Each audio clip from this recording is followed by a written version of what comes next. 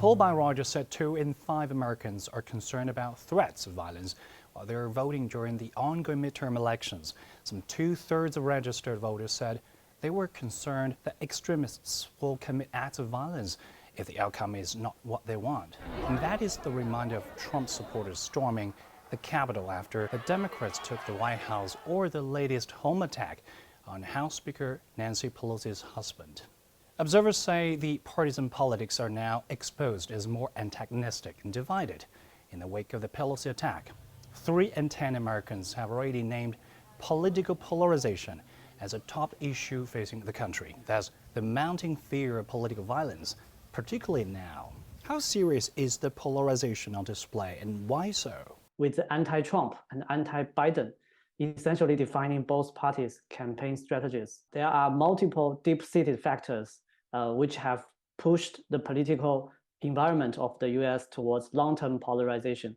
For example, the economic inequality in the US has made the public feel unsatisfied with current situation, which is mainly manifested by the increasing income gap of the American people and the constant shrinking of the middle class. Inequality has fueled the rise of both left and right populism. As the races enter the final stretch, Biden upped the ante on Social Security and Medicare, warning older voters that Republicans would slash the programs.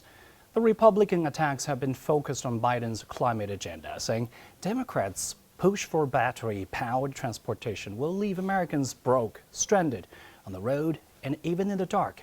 Experts say these fights from their playbooks are eroding the integrity of democracy.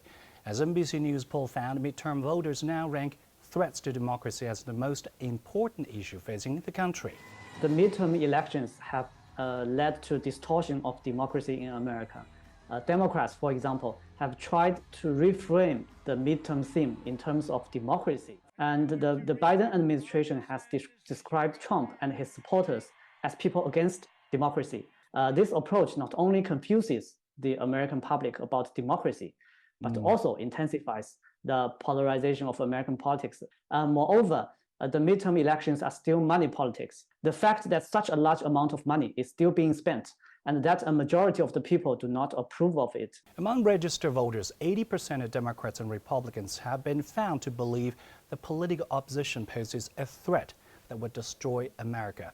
And analysts believe that the election now has been driven by fear rather than optimism.